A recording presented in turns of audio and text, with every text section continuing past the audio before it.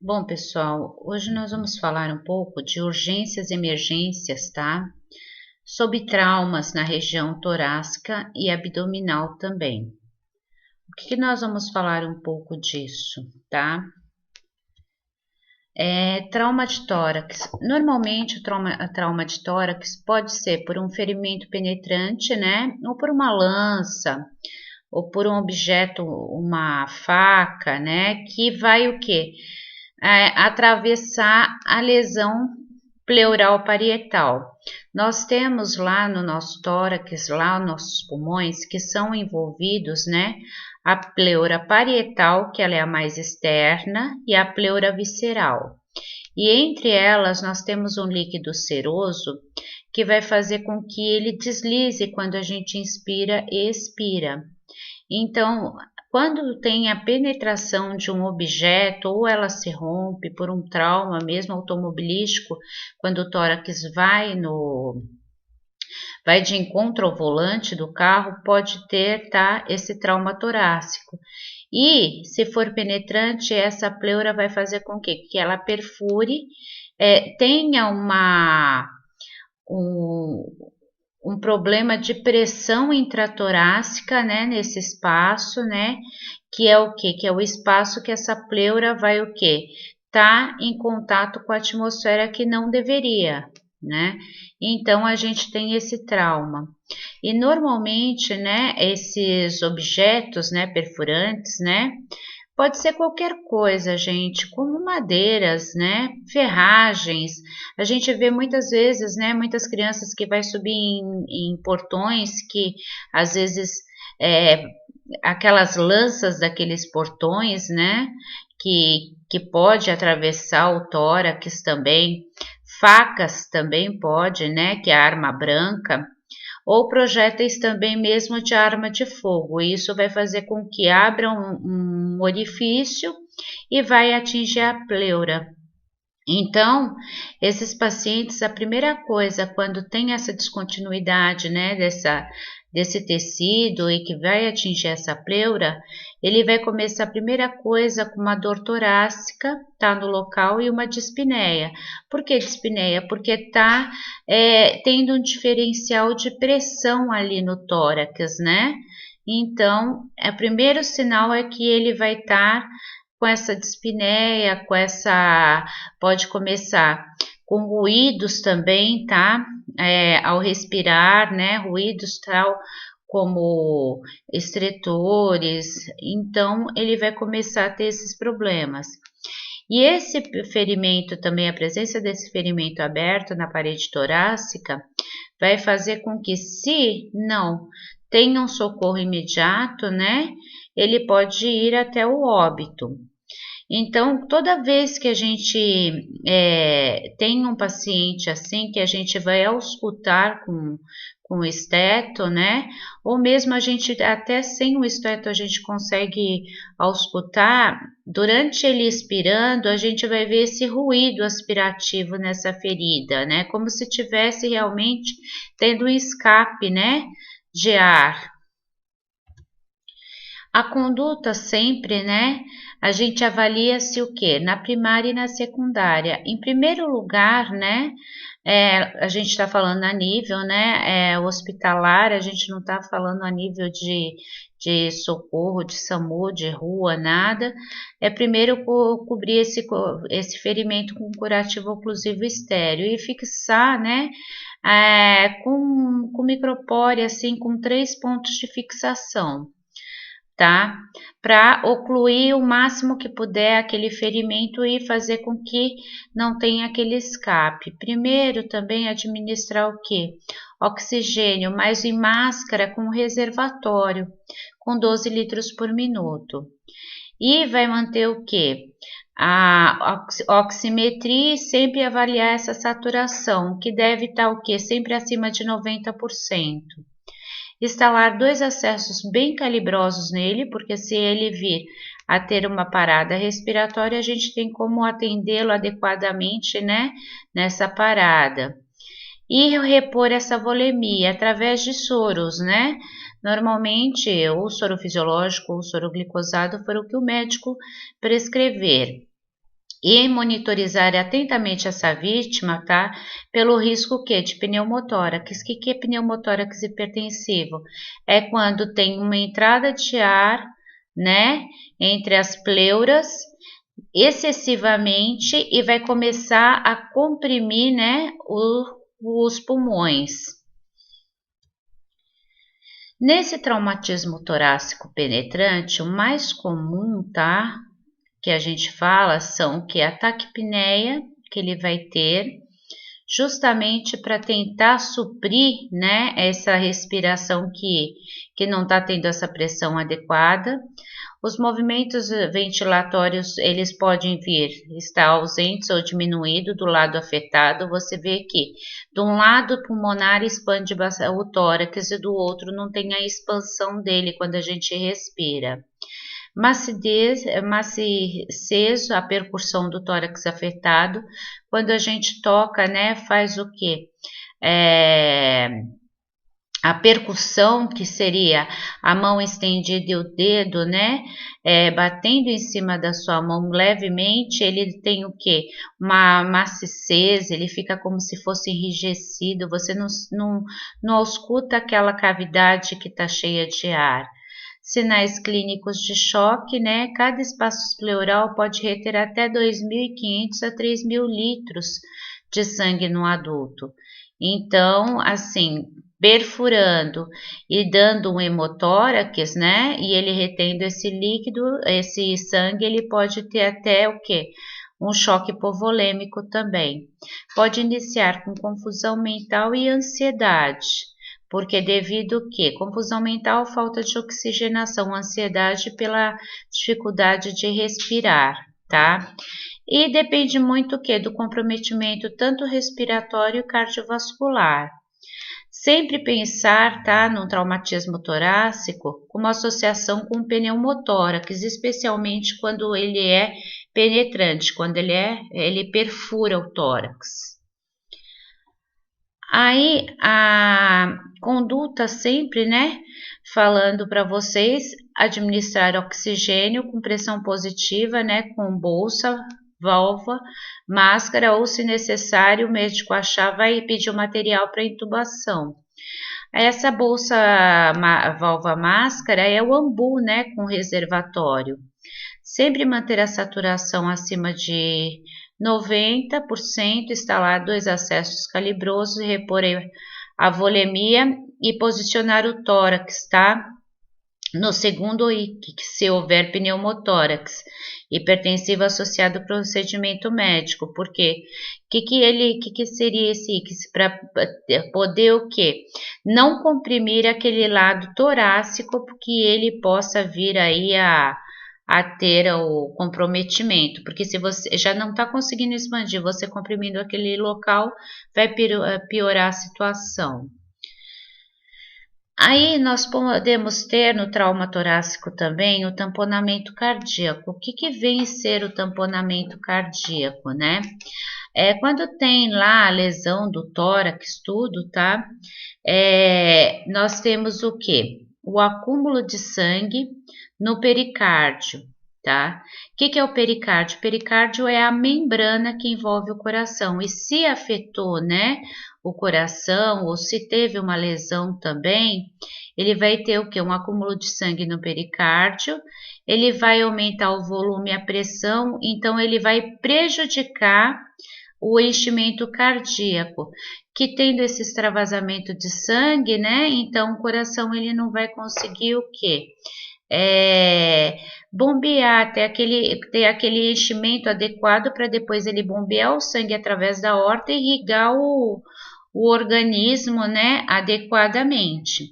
Os sinais e sintomas também é a taquicardia, um pulso, né, paradoxal, quando a PA sistólica cai mais do que 10 milímetros por mercúrio durante a expiração, que a gente deve sempre estar, o que esse paciente deve estar monitorizado para a gente observar. O pulso radial dele diminui bastante e desaparece quando ele está no ato inspiratório. E a pressão do pulso também ela é reduzida. Engurgitamento da jugular, quando você o que não consegue, né? Aquele sangue ele não consegue ultrapassar a jugular para poder o que?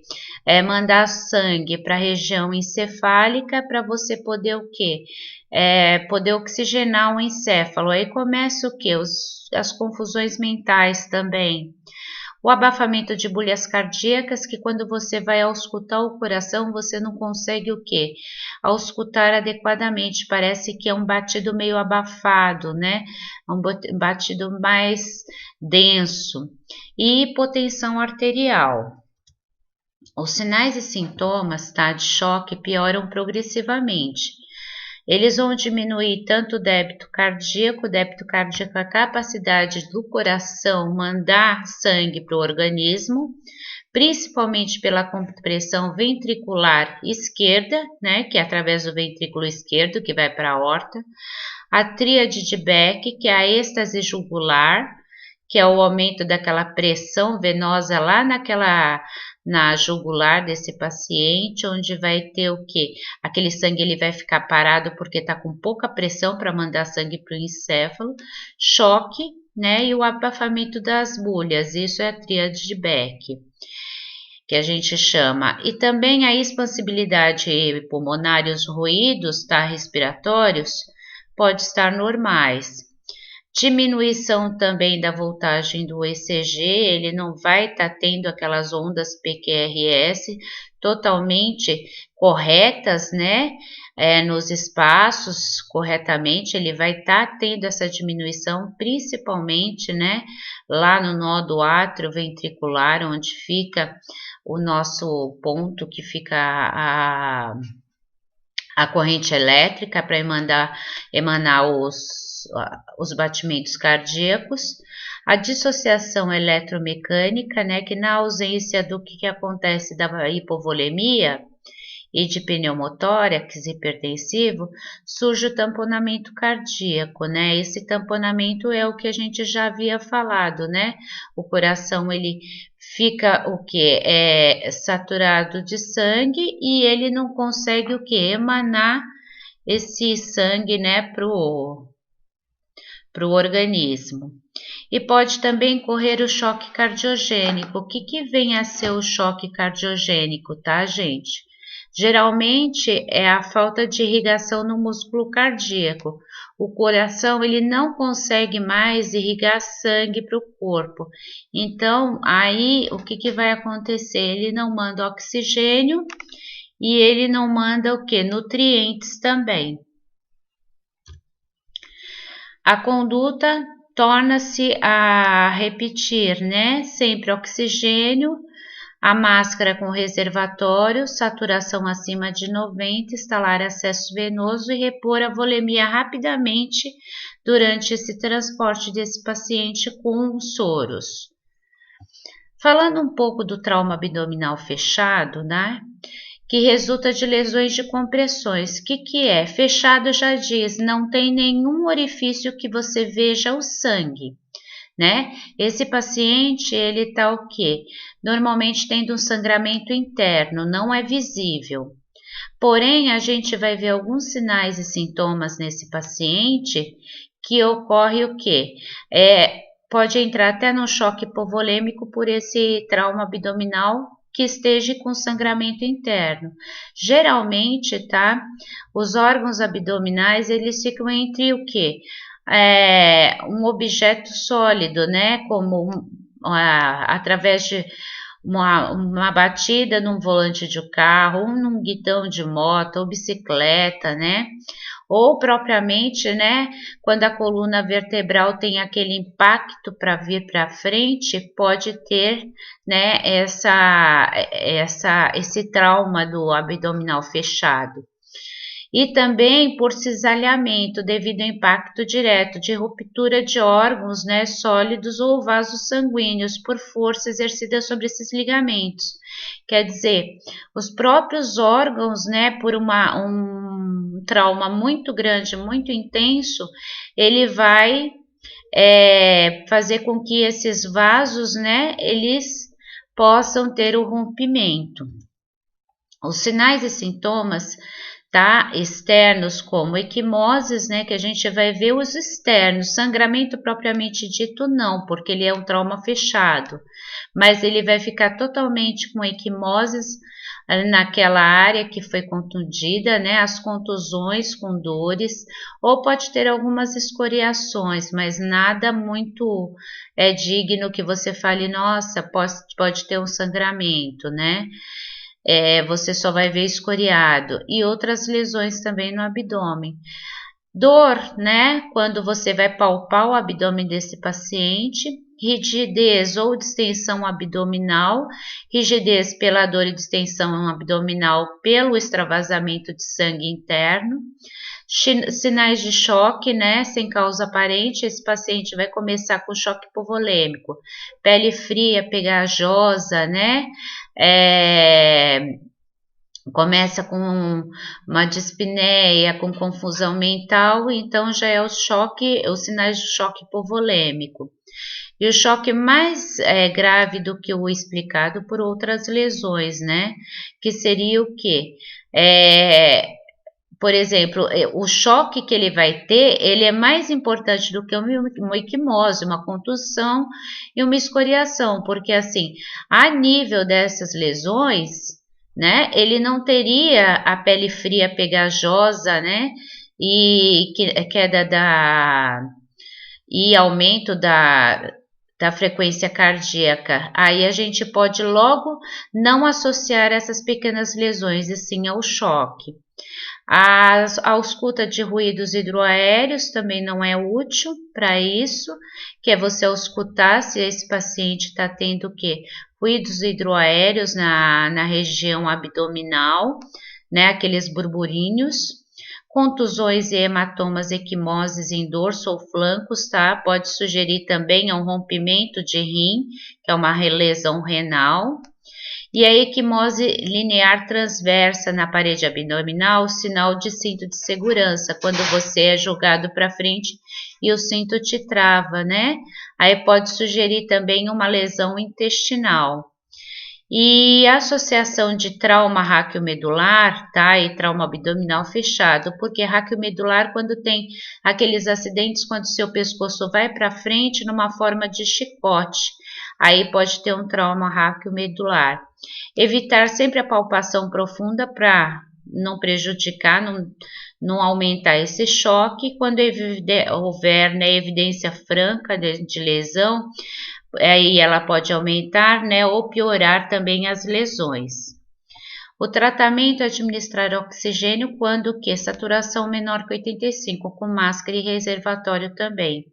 Instalar 2 acessos venosos, prevenindo-se que esse paciente pode ter uma parada, repor toda a volemia com soro e, se possível, tá, realizar exames de imagem em laboratório. Com certeza, no pronto-socorro, ele vai ser colocado numa prancha, vai vir do SAMU numa prancha e vai ser feito todos o quê?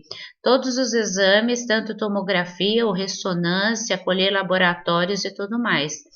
E, se necessário, vai para o centro cirúrgico, tá, para fazer a cirurgia e reparar o trauma, né? Aí nesse capítulo, né, foram abordados os traumas torácicos e abdominais, que podem ser abertos, lesões perfurantes ou fechados, que são os internos. Nas duas situações, o paciente apresenta risco de morte, pois apresentará comprometimento da ventilação e da circulação também. E as hemorragias, como também os choques, né, hipovolêmicos. Quanto ao trauma aberto pela própria aparência, os profissionais conseguem avaliar melhor o risco. Os fechados podem mascarar a situação, sendo também muito grave, tá? Como as hemorragias internas. Em qualquer situação é fundamental avaliar, ser ágil, e a tomada de conduta deve ser adequada, que na maioria das vezes será o quê? Uma retomada ou um encaminhamento para a cirurgia.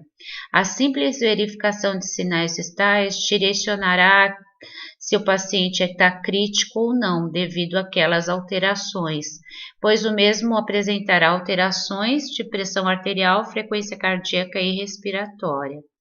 Agradeço a participação de vocês.